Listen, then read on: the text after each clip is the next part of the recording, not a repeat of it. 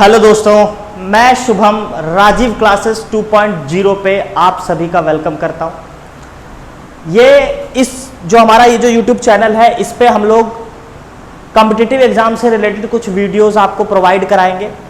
Maths की हो चाहे वो जीएस की हो, हर सब्जेक्ट से रिलेटेड इस पे हम आपको कुछ ना कुछ इंपॉर्टेंट चीज़ें जो है अवेलेबल करवाएंगे। इंपॉर्टेंट पार्ट जो आपके एग्जाम का होता है उसके बारे में आपको बताएंगे और इस तरीके से समझाएंगे कि आपको उससे रिलेटेड टॉपिक को जो हमारा चल रहा है उससे रिलेटेड कोई भी इंफॉर्मेशन कलेक्ट करने के लिए कहीं भी किसी बुक की या किसी और चीज़ की आवश्यकता ना पड़े।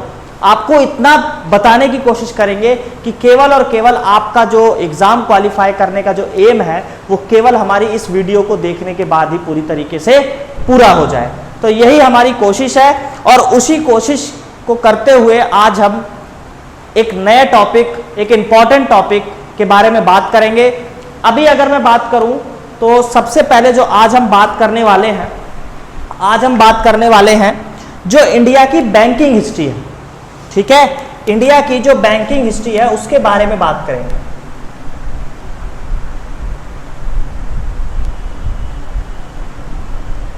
Banking history of India. ठीक है भाई, बैंकिंग हिस्ट्री ऑफ इंडिया। यहां से क्वेश्चन, बहुत सारे क्वेश्चन बनते हैं, कुछ फैक्ट क्वेश्चन बनते हैं और कुछ समझने वाले क्वेश्चन बनते हैं। तो हमें दोनों क्वेश्चन को समझते हुए भी और जो क्वेश्चन याद करने वाले हैं उन दोनों पे काम करते हुए हमें चलना है आज।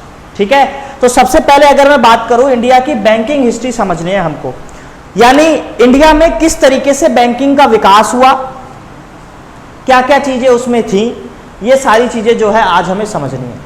तो सबसे पहले आपको एक चीज मैं यहां पे बता देता हूं कि हम बैंकिंग के बारे में पढ़ रहे हैं। हम जानते हैं कि बैंकिंग जो है हमारा सेंट्रल गवर्नमेंट की जॉब है।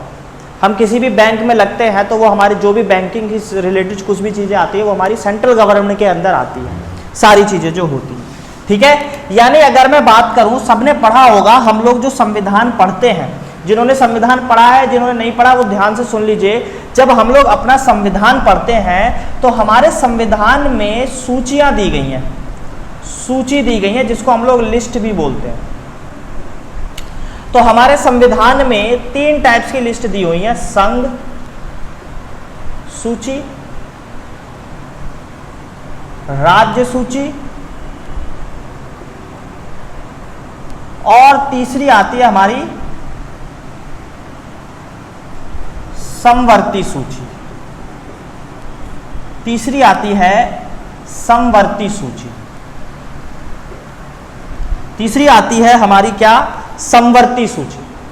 3 टाइप्स की हमारे संविधान में सूची है और जिन्होंने संविधान पढ़ा है नहीं पढ़ा है मैं बता देता हूं कि ये हमारी 7वीं अनुसूची, हमारे संविधान में 8 अनुसूची थी जब संविधान बना था, वर्तमान में 12 अनुसूचियां हैं। 7वीं अनुसूची जो है हमारी, उसमें ये चीजें बताई गई हैं।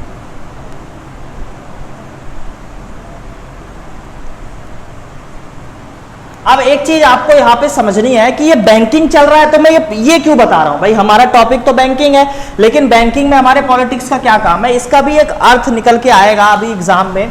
एग्जाम में आपसे पूछा जाएगा कि बैंक जो है वो किस सूची का विषय है, जो बैंक होता है हमारा इनमें से किस लिस्ट के अंदर आता है। तो इसलिए हमारा ये लिस्ट समझना जरूरी था। मैं डायरेक्ट बता दूं तो आप वो रटने वाली बात हो जाएगी, इसलिए इसको अच्छे से समझ के चलते हैं। संघ सूची, जिससे संबंधित टॉपिक्स पे या विषयों पे कानून बनाने का अधिकार सेंट्रल गवर्नमेंट पे होता है। इसके विषयों पे कानून सेंट्रल गवर्नमेंट यानी कि केंद्र सरकार बनाती है।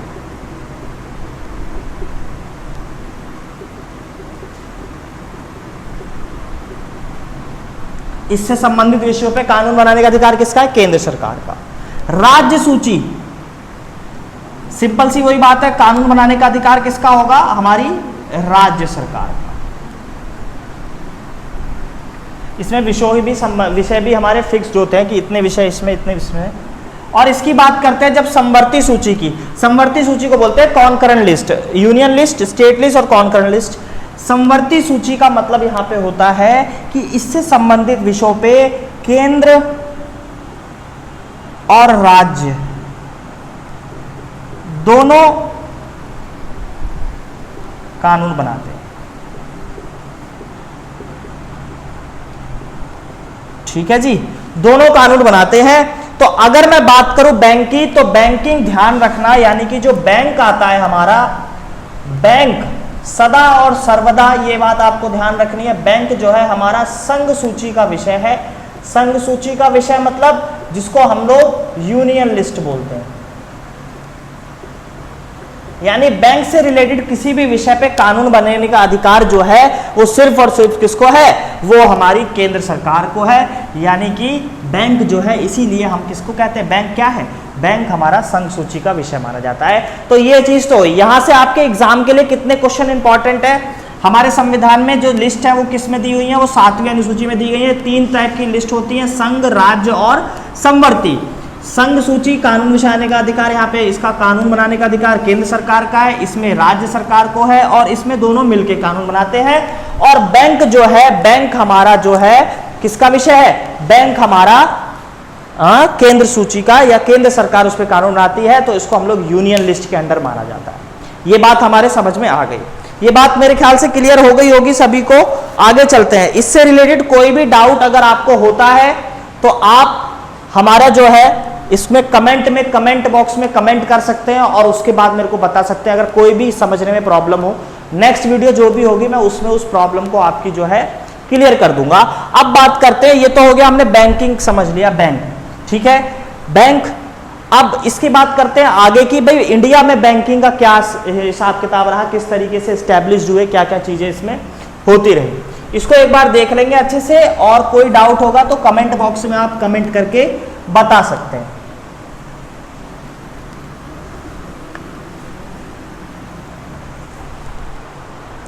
देखिए भाई, आगे की मैं बात अगर करता हूं इसमें, तो अब बात करते हैं भारत में किस तरीके से बैंकिंग का विकास हुआ।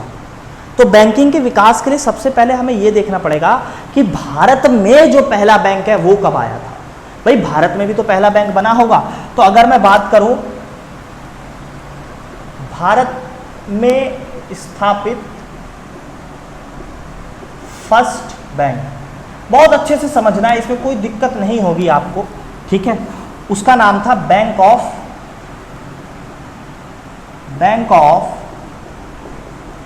हिंदुस्तान। बैंक ऑफ हिंदुस्तान भारत में स्थापित पहला बैंक था यहाँ पे, जो 1770 में स्थापित किया गया था, ठीक है। जो यहाँ पे कब स्थापित किया गया था, 1770 में स्थापित किया गया था। ब्रिटिश इंडिया के टाइम पे स्थापित जो है ये किया गया था 1770 में, ठीक है। क्योंकि अब जहांगीर के टाइम से हमारे जो है आ गए थे, और हम देखते हैं तो ये तो बहुत आगे चल रहे हैं हम लोग, ठीक है। जहांगीर के टाइम पे हमारे ब्रिटिश जो है इंडिया में आ गए थे, और उसके बाद की अगर हम बात देखते हैं 1770, जहांगीर 1605 से बना था, मुगल जो राजा बना था वो, और 1770 में यहाँ पे बैंक की भी इस्टेब्लिश हो गई थी। अब बैंक, लेकिन ये बैंक जो है बहुत ज़्यादा चला नहीं, ये बैंक जो है असफल हो गया।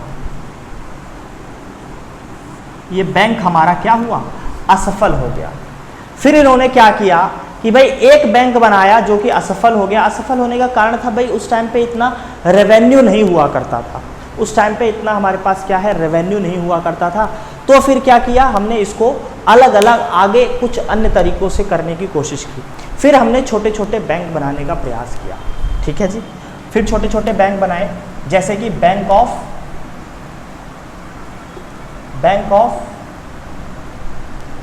बंगाल, बैंक ऑफ मद्रास और बैंक ऑफ बॉम्बे। ये 3 हमारे बैंक जो है स्टैब्लिश किए गए।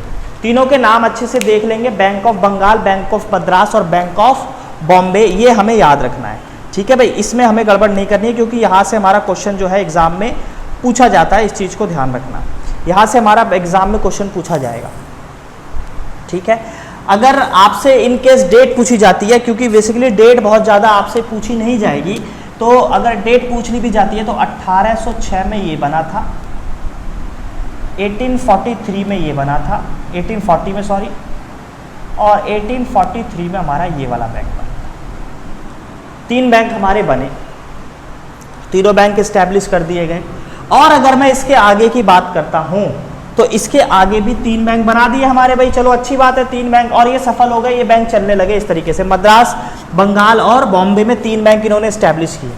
इन 3 बैंकों को बनाने के बाद इन्होंने क्या किया, 1881 में,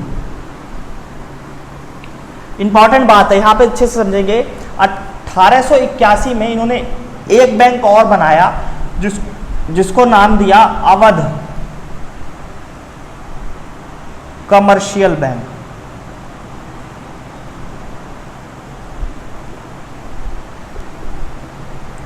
जिसको इन्होंने नाम दिया भाई क्या, अवध कमर्शियल बैंक। उसके बाद 1894 में, जिसको आप लोग सब जानते हैं, इन्होंने बनाया पीएनबी। पीएनबी को इन्होंने स्थापित किया 1894 में, पीएनबी। तो आप ध्यान से एक बार इसको देखेंगे तो आपको समझ में आएगा कि इंडिया में किस तरीके से बैंकिंग हिस्ट्री रही और किस तरीके से इन्होंने स्टैब्लिश किए हैं अलग अलग बैंक अलग अलग समय पे, ठीक है। और ये आपको समझ में अच्छे से आ जाएगा। क्लियर हो रही होगी बात मेरे ख्याल से, यहाँ पे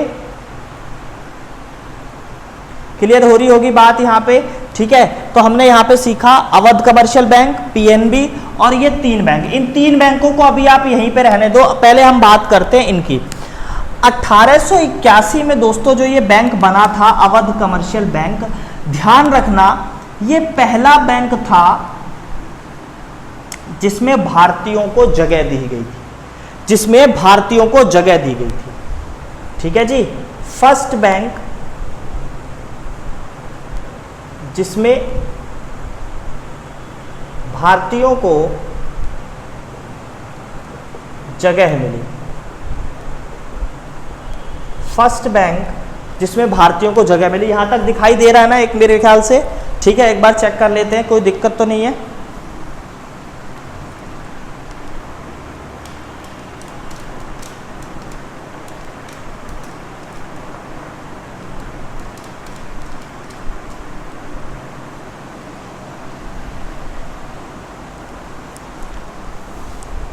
समझ में आई बात? तो अब इसमें समझने में दिक्कत नहीं होगी, अब ये बिल्कुल क्लियर दिख रहा है। तो मैंने बताया कि बैंक ऑफ बंगाल 1806 में, बैंक ऑफ मद्रास 1843 में, बैंक ऑफ बॉम्बे 1840 में, ये 3 बैंक हमारे बनाए गए, ठीक है। इसके बाद की जब मैं बात करता हूं तो यहाँ पे मैंने 2 बैंक और बताए आपको, 1881 में, 1894 में। 1881 में जो बैंक बना उसका नाम था अवध कमर्शियल बैंक, 1881 में जो बैंक बना। और अवध कमर्शियल बैंक की खासियत, या इसको आप कह दो वेरी इंपॉर्टेंट है, ये आपसे बहुत बार एग्जाम में पूछा जाता है, ठीक है, क्योंकि पीएनबी के बारे में सब लोगों ने पढ़ रखा है, ठीक है, लेकिन थोड़ा सा क्वेश्चन बदल देता है तो वहीं पे हम लोग क्या करते हैं, चूक जाते हैं। अब इसको कैसे समझोगे आप? पहला बैंक जिसमें भारतीयों को जगह मिली थी कौन सा था? Awadh commercial bank. दूसरी बात मैं करूं कि पंजाब नेशनल बैंक क्या था भाई, हमने तो पंजाब नेशनल भी बैंक पढ़ा है। तो पंजाब नेशनल बैंक दोस्तों क्या था कि ये हमारा पूर्ण रूप से भारतीय बैंक था। अब दोनों बातों में अंतर क्या हुआ? पूर्ण रूप से भारतीय बैंक, भारतीयों को जगह मिली। अवध कमर्शियल बैंक इस्टेब्लिश तो किया था ब्रिटिश सरकार ने, लेकिन उसमें काम करने वाले जो थे दोस्तों वो कौन थे? वो थे हमारे इंडियंस जो थे। लेकिन 1894 में जब पीएनबी की स्थापना की गई, जो पूर्ण रूप से भारतीय बैंक था, यानी कि स्टैब्लिश भी इंडियंस ने ही किया था और उसमें काम भी कौन कर रहे थे? भारतीय ही कर रहे थे, इसीलिए हम उसको पूर्ण रूप से भारतीय बैंक कहते हैं। और इसकी पहली ब्रांच जो थी वो अनारकली बाजार पाकिस्तान में था उस टाइम पे, अगर हम बात करें तो उस साइड पड़ता था, वहां पे इसकी पहली ब्रांच लगी गई थी। और सरदार पटेल की बहुत महत्वपूर्ण भूमिका रही थी पीएनबी को स्टैब्लिश करवाने में। सरदार वल्लभ भाई पटेल की बहुत ही महत्वपूर्ण भूमिका रही थी, ठीक है, इसकी बात आपको याद रखनी। ये तो हो गया 2 बैंक, पूर्ण रूप से भारतीय बैंक और पहला बैंक जिसमें भारतीयों को जगह मिली। अब इस चीज की एक बात और आपको बता देते हैं। अब बात करते हैं, इसको रफ कर देते हैं, ये 2 बैंकों की बातें जो हैं इसको रफ कर देते हैं, फिर हम लोग आगे की बात करेंगे। अब आएंगे उन 3 बैंकों पे, इसको हम लोग रफ करते हैं।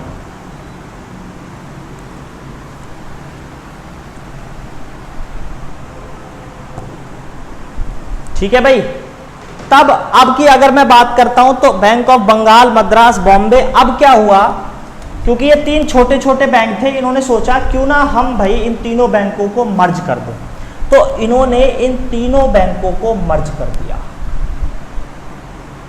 इन्होंने इन तीनों बैंकों को मर्ज कर दिया और मर्ज करने के बाद क्या बना, इंपीरियल बैंक ऑफ इंडिया। इन तीनों बैंकों को मर्ज कर दिया। कब इसको मर्ज किया दोस्तों? 1921 में। तो आपसे पूछा जाता है कि तीन बैंकों को मर्ज कब किया था, तो ध्यान रखना 1921 में। हालांकि क्वेश्चन सिर्फ इतना पूछा जाएगा कि इंपीरियल बैंक ऑफ इंडिया की स्थापना कब हुई थी, इंपीरियल बैंक ऑफ इंडिया कब बना था, ये हमसे जो है ज़्यादा एग्जाम में पूछा जाता है। इस चीज़ को आपको जो है दोस्तों याद रखना है।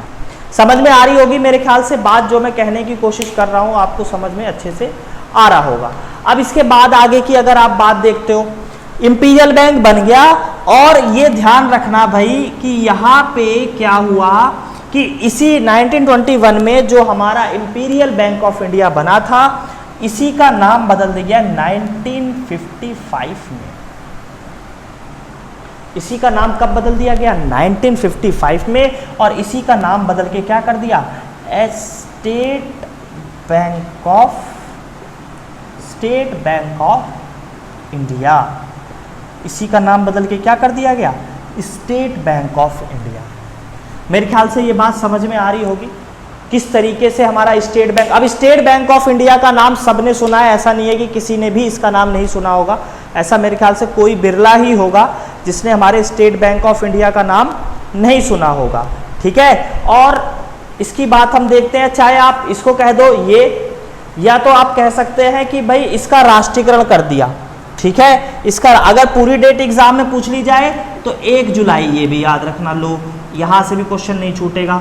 अगर पूरी डेट पूछ लेता है तो पूरी डेट हमारी क्या होगी? पूरी डेट होगी हमारी 1 जुलाई। ठीक है जी, 1 जुलाई हमारी पूरी डेट यहाँ पे निकल के आएगी। तो इस तरीके से हमारा क्या बना? स्टेट बैंक ऑफ इंडिया बना। पहले 3 छोटे छोटे बैंक एस्टेब्लिश किए गए, उसके बाद इंपीरियल बैंक बना, और इंपीरियल बैंक जो है फिर आगे चल के किस नाम से जाना गया? स्टेट बैंक ऑफ इंडिया के नाम से जाना गया, वो हमारा जो इंपीरियल बैंक था। मेरे ख्याल से यहाँ पे बात समझ में आ रही होगी। ठीक है जी, और अगर यहाँ पे आपसे पूछ लिया जाए कि इंपीरियल बैंक का नाम बदलकर स्टेट बैंक कब किया गया था, ठीक है, या किसकी समिति की सिफारिश, कब तो आपसे पूछा जाएगा तो यही रहेगा, किस समिति की सिफारिश पे किया गया था ये काम, तो ध्यान रखना ये जो एसबीआई जो नाम रखा था इन्होंने, एसबीआई, ये रखा था AB गोरावाला समिति की सिफारिश पर। AB गोरावाला ये नाम आपसे पूछा जाता है। ठीक है, नाम आपसे पूछा जाता है। AB गोरावाला समिति की सिफारिश पर इन्होंने स्टेट बैंक का नाम बदलकर क्या रख दिया था, सॉरी इंपीरियल बैंक का नाम बदलकर क्या रख दिया था? स्टेट बैंक ऑफ इंडिया, जो कि आज वर्तमान में भारत का सबसे बड़ा कमर्शियल बैंक है। ठीक है, सबसे ज़्यादा ATM इसी बैंक के हैं, सबसे ज़्यादा ब्रांचेस इसी बैंक की हैं। इस चीज़ को आपने याद रखना है। समझ में आ रही होगी बात, क्लियर हो रही होगी यहाँ से? मेरे ख्याल से ये सारी बातें क्लियर होगी। अगर कोई भी डाउट होता है इससे रिलेटेड तो आप बाद में भी कमेंट करके इस चीज़ को मेरे को बता सकते हैं, उसका कोई प्रॉब्लम नहीं होगी। आगे की बात करते हैं अब दोस्तों।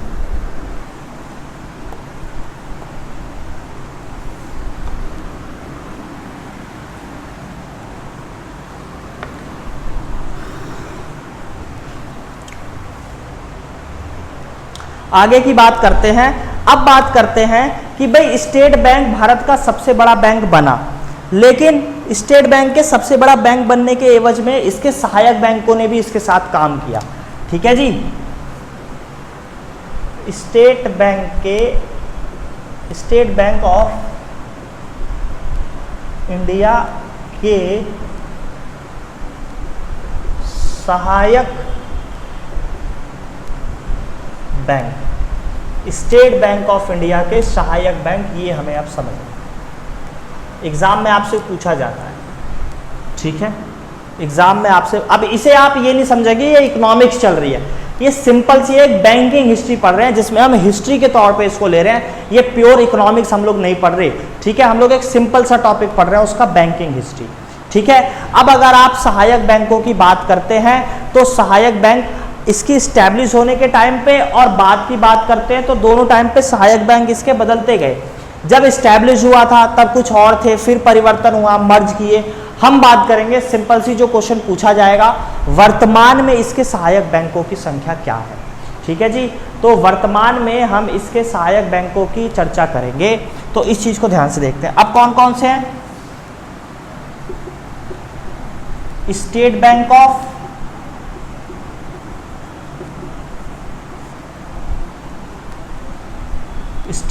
ऑफ मैसूर,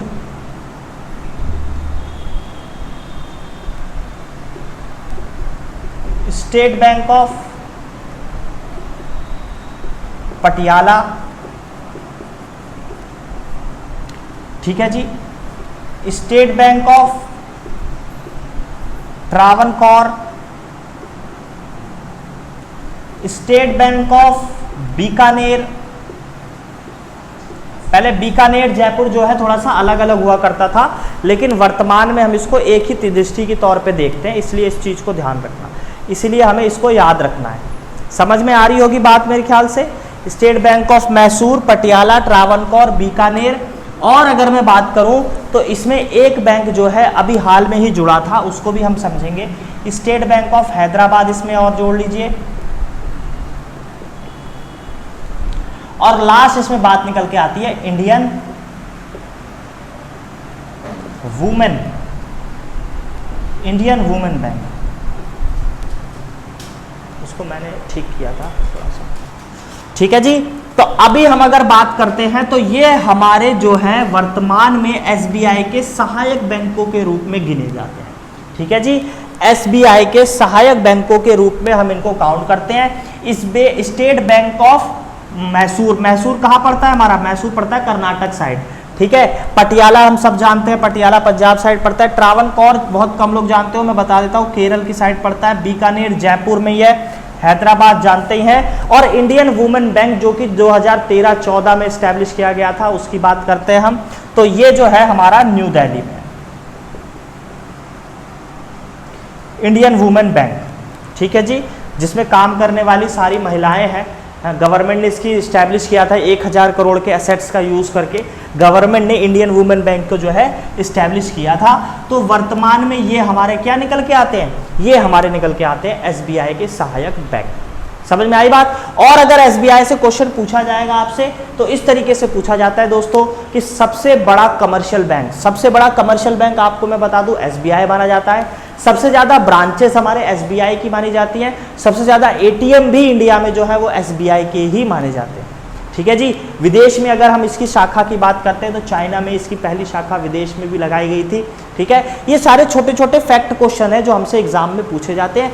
ये चीजें हमें याद रखें, ठीक है ना, ये चीजें जो है हमें याद रखने वाली होती है।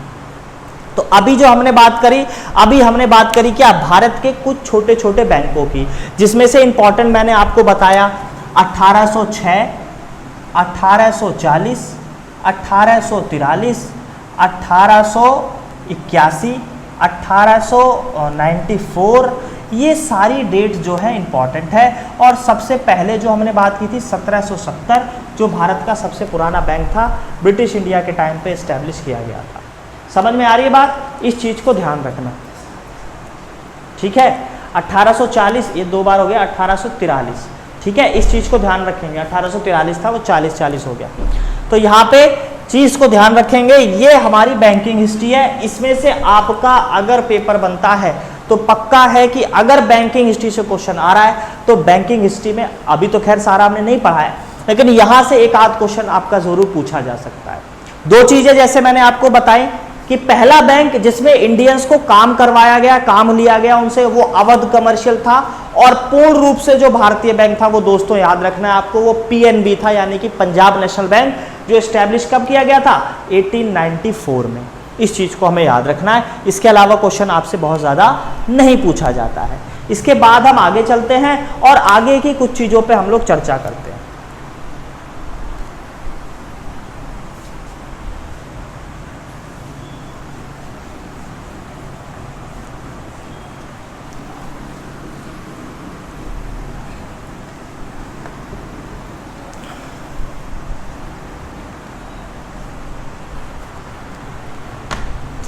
देखो भाई, इसके बाद जो बात आती है, इसके बाद आती है बात हमारे फादर ऑफ ऑल बैंक्स की। फादर ऑफ ऑल बैंक क्या है? देखिए एक चीज हमें और समझनी है, मॉडर्न बैंकिंग का विकास। मॉडर्न बैंकिंग का किस तरीके से विकास होता है, ठीक है, क्योंकि वो 1600 के रेंज में, 1600 के टाइम पे, 1600 का जब टाइम पीरियड चल रहा था हमारा, ठीक है, उस टाइम पे हमारी मॉडर्न बैंकिंग का विकास हुआ था नीदरलैंड से, ठीक है। इस चीज़ को हमें याद रखना चाहिए, ये चीज़ें छोटी छोटी है, पूछ ली जाती है कभी एग्जाम में। तो अभी मैं बात कर रहा हूँ फादर ऑफ ऑल बैंक्स की, ठीक।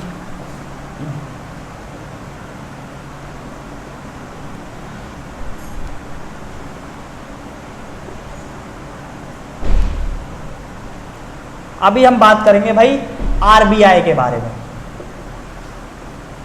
अभी हम बात करेंगे किसके बारे में? अभी हम बात करते हैं आरबीआई के बारे में, ठीक है जी। आरबीआई के बारे में जब आप बात करते हो तो सबसे पहली बात ये आती है कि भाई आरबीआई को स्टैब्लिश करने की हमें क्या जरूरत थी। हमारे पास पहले से इतने सारे बैंक थे, ठीक है, हमारे पास पहले से इतने सारे बैंक काम कर रहे थे। इससे पहले हम बात करते हैं तो बहुत सारे और छोटे छोटे बैंक, बैंक ऑफ बड़ौदा वगैरह, जो ये सारी चीजें आ गई थी, ठीक है। तो हमें इसकी क्या जरूरत थी? पहली चीज, बैंक, एक चीज आपको समझनी है, बैंक हमारा पैसा लेते हैं, उसके एवज में हमें ब्याज देते हैं। क्यों? क्योंकि वो हमारा पैसा भाई यूज करते हैं, उसके एवज में हमें वो इंटरेस्ट देती है गवर्नमेंट। दूसरी चीज, यहाँ पे एक चीज हम समझते हैं कि हमने छोटे छोटे बैंक तो बना दिए भाई, लोगों को अगर पैसे की कमी होती है तो वो बैंकों से लोन लेते हैं, लेकिन अगर बैंक को ही पैसे नहीं हुए, बैंक के पास किसी कंडीशन ऐसी आई कि बैंक के पास ही पैसे नहीं है, तो उसके लिए क्या किया जाएगा? वो किसके पास जाएगा? तो उसके लिए भी बनाया गया क्या? Reserve bank. जब हम रिजर्व बैंक समझेंगे, जब इसको पढ़ेंगे कि किस तरीके से इसके काम होते हैं, अलग अलग तरीके के इसके काम होते हैं, तब हमें समझ में आ जाएगा कि रिजर्व बैंक किस तरीके से काम करता है। अब एक चीज यहां पे देखिए, आप इसको समझ लेते हैं। अब ये चीज हमें क्या समझनी है यहां पे? आरबीआई की अगर आपसे पूछी जाए स्थापना, आरबीआई की स्थापना 1 अप्रैल 1935। इकोनॉमिक्स में जब हम पढ़ेंगे तो आप देखेंगे 90% जो डेट आपको मिलेंगी, इकोनॉमिक्स की बात मैं करता हूं, तो वो ज्यादातर हमारी मिलेंगी 1 अप्रैल से, क्योंकि 1 अप्रैल से हमारा फाइनेंशियल ईयर, जिसको हम लोग वित्त वर्ष बोलते हैं, वो चालू होता है। तो इकोनॉमिक्स में ज्यादातर डेट्स हमारी 1 अप्रैल ही है। तो 1935 में हमारा जो है आरबीआई की स्थापना की गई, ठीक है। अगर मैं स्टार्टिंग की बात करता हूं तो स्टार्टिंग में जो इसका मुख्यालय है, शुरुआती हेडक्वार्टर, ठीक है, वो जी कलकत्ता में था। शुरुआती मुख्यालय जो है, इसका हेडक्वार्टर जो है वो कलकत्ता में था, लेकिन बाद में इसको चेंज कर दिया गया। वर्तमान की अगर आप बात करते हैं तो वर्तमान में इसका मुख्यालय कहाँ है? वर्तमान में इसका मुख्यालय मुंबई में,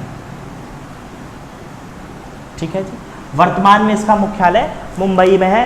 अब आरबीआई की मैं बात करता हूं तो आरबीआई में एक गवर्नर होता है। आरबीआई का जो अध्यक्ष कह सकते हो या चेयरपर्सन कह दो, उसमें क्या होता है? आरबीआई का एक अध्यक्ष होता है, ठीक है, या उसको हम लोग गवर्नर बोलते हैं। तो अगर क्वेश्चन पूछा जाए आरबीआई के प्रथम गवर्नर, आरबीआई के प्रथम गवर्नर, ठीक है जी,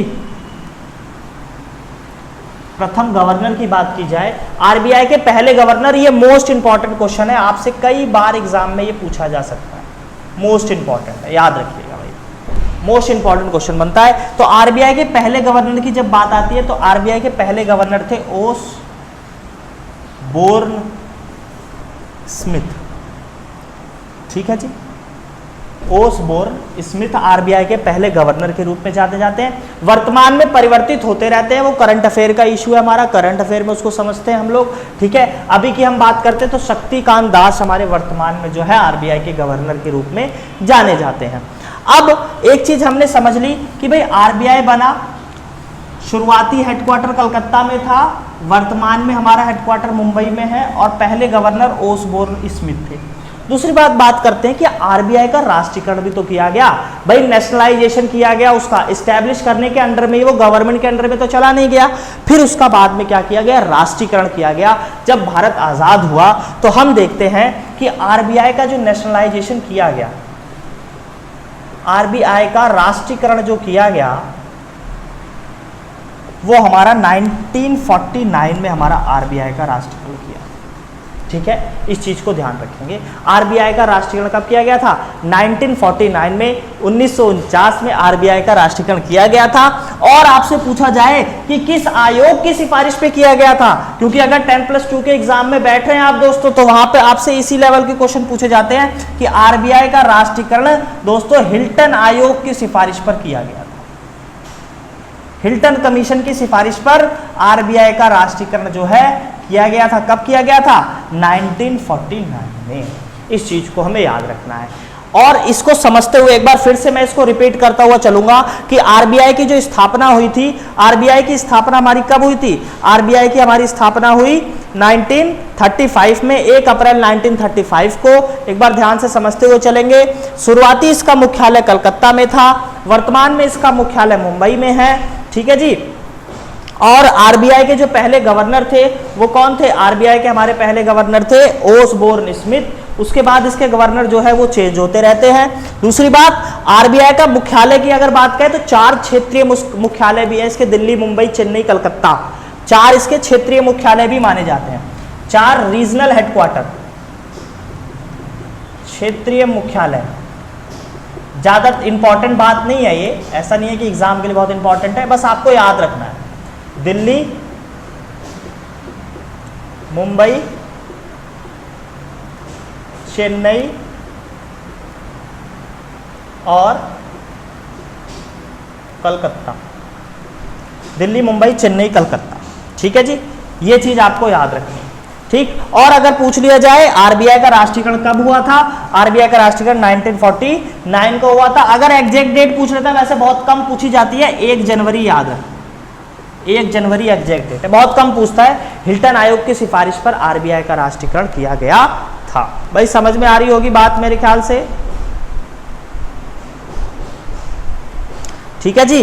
अब 3 चीजें आपको याद रखनी होती हैं गवर्नर से रिलेटेड। पहला, पहले गवर्नर कौन थे? तो आरबीआई के पहले गवर्नर थे हमारे ओसबोर्न स्मिथ। आरबीआई का वर्तमान गवर्नर कौन है? तो वर्तमान गवर्नर थे हमारे जो हैं अभी, ठीक है, शक्तिकांत दास। स्वतंत्र भारत के पहले गवर्नर कौन थे? आरबीआई के, स्वतंत्र भारत के आरबीआई के प्रथम गवर्नर। ठीक है, तो मैं इसको यहां लिख देता हूं क्योंकि जगह कम है अपने पास। ठीक है, तो इसकी बात अगर आप करते हो तो स्वतंत्र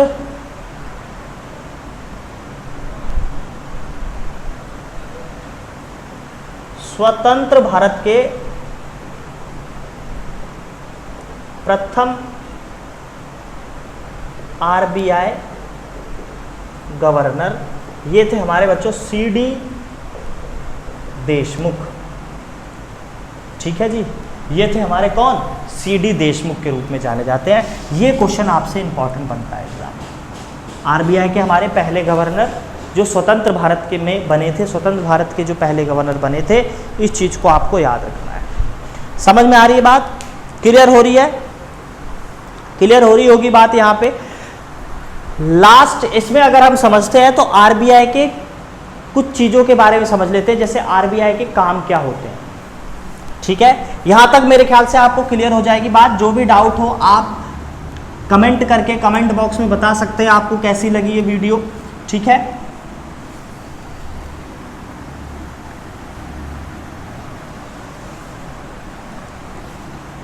इसके बाद देखिए भाई, अगर आपसे कोई पूछे काम क्या होते हैं तो मैं काम लिखूंगा नहीं बहुत ज्यादा। ठीक है, काम करेंसी जारी करता है, करेंसी जारी करने का काम करता है, बैंकों को लाइसेंस देने का काम करता है, बैंकों को लोन भी देता है। हम लोग पढ़ेंगे आगे repo rate, reverse repo rate, ये सारी चीजें हम लोग पढ़ने वाले हैं। और तीसरी इंपॉर्टेंट बात है, मॉनेटरी पॉलिसी जारी करता है, यानी जिसको हम लोग मौद्रिक नीति के नाम से जानते हैं। अब करेंसी जो जारी करता है आरबीआई, उसका एक रेशियो होता है, ये बहुत इंपॉर्टेंट है हमारे लिए, जिसको हम लोग बोलते हैं एमआरआर। एमआरआर, एमआरआर क्या होता है? मिनिमम रिजर्व रेशियो, इसको हम लोग बोलते हैं एमआरआर।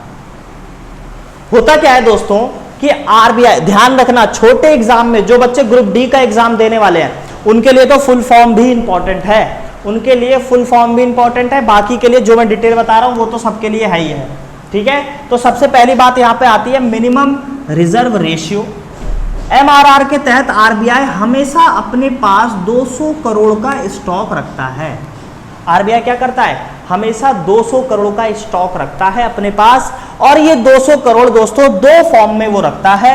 200 करोड़ की अगर मैं बात करूं तो 200 करोड़ दो फॉर्म में वो रखेगा, ठीक है जी। 115 करोड़ वो गोल्ड की फॉर्म में रखता है और 85 करोड़ दोस्तों वो कैसे रखता है, 85 करोड़ वो हमेशा कैश की फॉर्म में रखता है। ये गोल्ड की फॉर्म में और ये कैश की फॉर्म में रखता है।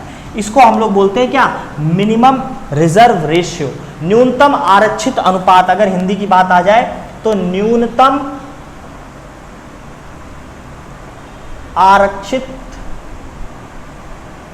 अनुपात, न्यूनतम आरक्षित अनुपात, ठीक है। अब किसी किसी के मन में यह सवाल भी उठ सकता है, भाई गोल्ड ज्यादा क्यों ले रहा है, भाई गोल्ड क्यों ज्यादा रख रहा है, कैश क्यों कम रख रहा है। तो सीधी सी बात होती है, gold is related to international market. Gold का संबंध किससे होता है, अंतरराष्ट्रीय बाजार से, इंटरनेशनल मार्केट से रिलेटेड होता है गोल्ड हमारा, ठीक है। इसलिए गोल्ड की फॉर्म ज्यादा रखता है और कैश की फॉर्म में जो है कम रखता है। तो ये हमने समझा क्या, आरबीआई से रिलेटेड, बैंकिंग हिस्ट्री से रिलेटेड इंडिया की कुछ महत्वपूर्ण पॉइंट, कुछ महत्वपूर्ण तथ्य जो हमारे हर एग्जाम के लिए इंपॉर्टेंट है। इस बात को आपने याद रखना है, ठीक है जी। इस चीज को हमें याद रखते हुए आगे बढ़ेंगे हम लोग, ठीक है। तो इसी तरीके की मैं उम्मीद करूंगा कि आपको ये वीडियो जो है वो समझ में आएगी। इसको आप अच्छे से देखेंगे एक बार तो आपको जरूर कुछ ना कुछ यहाँ से अच्छी चीज सीखने को मिलेगी, ठीक है। और अगर आपको कुछ चीजें यहाँ से अच्छी सीखने को मिल रही हैं तो हमारे चैनल राजीव क्लासेस 2.0 को सब्सक्राइब करिए, वीडियो को शेयर करिए, लाइक करिए, और अगर समझने में कोई भी प्रॉब्लम होती है तो आप कमेंट बॉक्स में कमेंट करके हमें वो बता भी सकते हैं। और इसी तरीके से हमारे साथ जुड़े रहिए। अगली बार अगली वीडियो में मैं आपसे इसी तरह के कुछ मजेदार टॉपिक्स के साथ मिलूंगा, ठीक है भाई। तो तब तक के लिए सभी से गुड बाय। चैनल को सब्सक्राइब जरूर करिए, वीडियो को लाइक करिए, शेयर करिए।